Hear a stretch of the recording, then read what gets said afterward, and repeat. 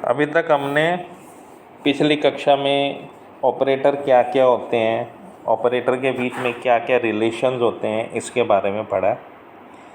अब उससे आगे बढ़ते हुए एक थ्योरम है अपने पास, fundamental theorem of difference calculus, अंतरकलन का मूल प्रमेय। काफ़ी इम्पोर्टेंट थ्योरम है, पेपर में पूछी जाती है विद प्रूफ। तो इसको आज करेंगे अपने, और ध्यान से इस थ्योरम को आपने पढ़ना है। स्टेटमेंट इसकी होती है कि यदि कोई फंक्शन एफ एक्स चार एक्स का एन घात का बहुपद हो। अब यहाँ पे कंडीशन लगी होती है इसके साथ कि जब स्वतंत्र चर यानी कि एक्स के मान समान अंतराल पर हो तो delta power n f x का मान अचर होता है और delta power n plus one f x का मान जीरो होता है। ये स्टेटमेंट है जो आपको याद रखनी है। Delta power n f x का मान अचर और delta power n plus one f x का मान जीरो के बराबर होता है। इसका जब प्रूफ करते हैं तो एक फंक्शन, एक पॉलिनोमियल बहुपद अपने को सपोज करना पड़ता है। तो मैंने लिखा माना f x is equal to a zero plus a one x a two x square up to a n x n. N घात का बहुपद है जहाँ पे एन धन पूर्णांक पॉजिटिव इंटीजर हैं, a zero a one a two up to a n सभी अचर हैं। कंडीशन इस पर ये होती है कि a n does not equal to zero, ये जीरो नहीं होना चाहिए। अगर ये जीरो हो गया तो उससे एक कम घात का ये बहुपद हो जाता है। तो अपने को ध्यान ये रखना है कि a n does not equal to zero. शुरू करते हैं थ्योरम। तो जैसे डेल्टा की डेफिनेशन होती है अपने जानते हैं, तो मैंने देखा डेल्टा की परिभाषा से डेल्टा एफ एक्स का मान होता है F x plus h minus F x. जो फंक्शन अपन ने माना है उसमें जहाँ जहाँ तुम्हें एक्स दिख रहा है, एक्स प्लस एच करने से एफ एक्स प्लस एच का मान आ जाएगा। तो ये देखो मैंने जहाँ जहाँ एक्स है वहाँ पे एक्स प्लस एच कर दिया। माइनस एफ एक्स में उस फंक्शन को एज इट इज़ लिख दिया। दिख रहा तुम्हें ए जीरो से ए जीरो कट गया। रिमेनिंग टर्म को इकट्ठा करना शुरू करते हैं। तो जैसे ए वन वाले पद इकट्ठे किए अपन ने तो x plus h minus x, a two वाले पद इकट्ठे किए तो एक्स प्लस एच को whole square minus x square plus and so on. A n वाले पद इकट्ठे किए एक्स प्लस एच की whole power n minus x की पावर एन। अगले स्टेप में काम करना शुरू किया तो एक्स एक्स कैंसिल हो गया, तो a one h a two x square plus two x h plus h square minus x square plus and so on a n. Binomial theorem से एक्स प्लस एच की whole power n का प्रसार करना। ध्यान से समझना, x की power n plus n c one x की power n minus one into h, n c two x की power n minus two into h square plus and so on minus x की power N. जो चीज़ cut रही है उसको काट दिया, remaining से वैल्यू बनी a one h plus a two two x h plus h square plus and so on a n. अब यहाँ पे मैंने लिखा एन सी वन एक्स की power n minus one into h, n c two x की power n minus two into h square plus and so on. और last term लिख दी मैंने एन सी एन एच की power n. H की power बढ़ती है, x की कम होती है, तो लास्ट में वैल्यू बनेगी एन सी एन एच की पावर एन। अगला स्टेप मैंने लिखा delta f x is equal to alpha one plus alpha two x plus alpha three x square plus and so on alpha n minus one x की power n minus two plus n a n h x की power n minus one. ये जो a n है इसका जब अपने n c n h की power N से गुना करेंगे तो अपने पास जो टर्म बनी हुई है वो ये है n a n h x की power n minus one. N c n का मान तुम्हें पता है एक के बराबर होता है। अब जो इसमें हाईएस्ट टर्म तुम्हें एक्स की दिख रही है वो एन माइनस वन दिख रही है, तो उसको मैंने लास्ट में लिख दिया। एन सी वन का मान एन के बराबर होता है, तो एन ए एन एक्स की n minus one into h. इससे जस्ट एक पहला मैंने टर्म लिख दी एल्फ़ा की एन माइनस वन एक्स की एन माइनस टू, यानी कि इससे जो पहले वाली टर्म होगी उसमें एक्स की पावर एन माइनस वन। अब यहाँ जो मैंने alpha one alpha two alpha three and so on suppose किए हैं ये सभी कांस्टेंट होते हैं। अब जैसे यहाँ पे देखो ए वन एच लिखा हुआ है, इसको मैंने अल्फ़ा वन मान लिया। फिर एक्स का जो कोफिशिएंट बन रहा है वो two a two into h बन रहा है, जिसको मैंने अल्फ़ा टू मान लिया एंड सोन। यानी कि जो x का गुणांक है उसको अल्फ़ा 2 लिख दिया, जो x स्क्वायर के साथ आएगा उसको अल्फ़ा 3 लिख दिया, एंड सो ऑन। और x की जो पावर n-2 है उसके साथ अल्फ़ा n-1 लिख दिया, और x की यहाँ पे जो मैक्सिमम पावर बच रही है आपके पास उसका गुणांक एज इट इज़ रहने दिया, n x की पावर n-1। इस लाइन को देख के तुम ये बता सकते हो कि यदि किसी फंक्शन f(x) का डेल्टा लिया जाता है तो उसकी पावर 1 से कम हो जाती है। यदि उसकी पावर x की पावर n है तो वो पावर हो जाती है x की पावर n-1।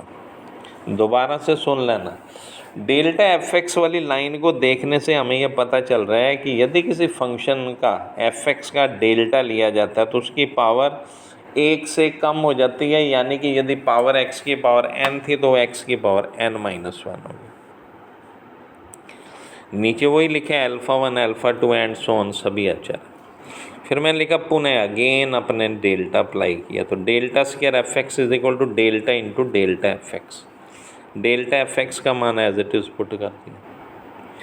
फिर अपने को डेल्टा अप्लाई करना, तो फॉर्मूला जैसे तुम्हें पता है पहले वैल्यू बढ़ती है फिर एज इट इज़, तो पहले जहाँ जहाँ तुम्हें x दिया वहाँ x प्लस h कर दिया मैंने, माइनस एज इट इज़ लिख दिया।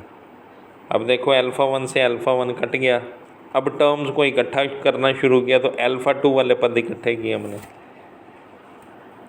x plus h minus x, फिर अल्फ़ा 3 वाले पद इकट्ठे किए, x square 2xh plus h square minus x square and सो। आखिरी पद मैंने लिखा n(an)h ब्रैकेट में x की पावर n-1 बाइनोमियल से मैंने डायरेक्ट एक्सपेंशन कर दिया।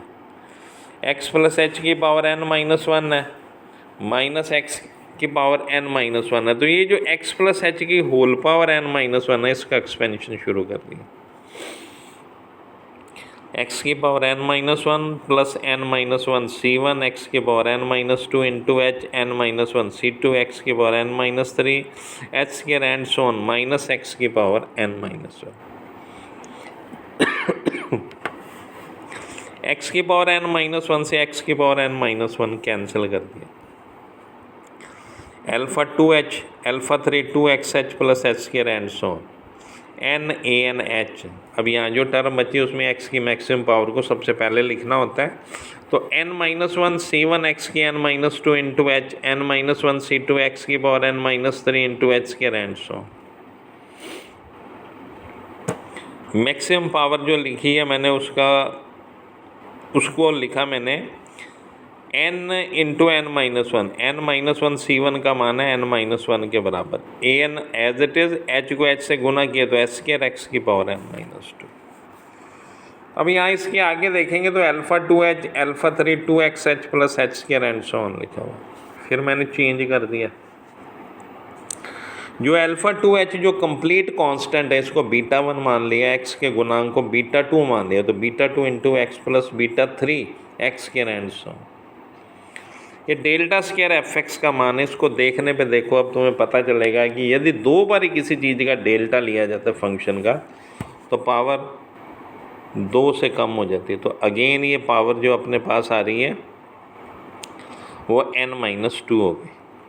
फिर मैंने लिखा जो यह दर्शाता है कि डेल्टा f(x) का पुनः डेल्टा लेने पर घात 1 से कम हो जाती है।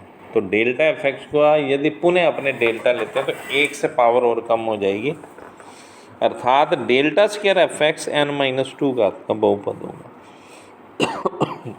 इसी तरह से बस 2 करके दिखाने हैं आपने, आगे डायरेक्ट लिख देंगे डेल्टा क्यूब f(x) का मान जब निकालेंगे तो n-3 घात का बहुपद होगा, एंड सो ऑन चलते गए तो डेल्टा पावर n f(x) का जब मान निकालेंगे तो n-n अर्थात 0 घात वाला बहुपद प्राप्त होगा। तो मैंने डेल्टा पावर n f(x) का मान लिखा n into n-1 n-2 n-3 and so on up to 1 an h की पावर n x की पावर n-n। अब n से लेकर 1 तक जो है वैल्यू लिखी हुई है फैक्टोरियल n को रिप्रेजेंट करती है, तो delta power n f(x) is equal two factorial n a n और h की पावर है। अब ये सारी वैल्यू जो RHS में लिखी हुई है कांस्टेंट है। अगले स्टेप में मैंने लिख दिया delta power n f x is equal to h। ये थ्योरम प्रूव हो गई आपको कि यदि किसी फंक्शन का डेल्टा एन पावर का लें और फंक्शन एन घात का बहुपद हो तो उसकी वैल्यू कांस्टेंट होती है। आगे delta power n plus one f x का जब मान निकालना अपन ने तो तरीका तुम्हें पता है, delta into delta power n f x, delta into अचर आ गया।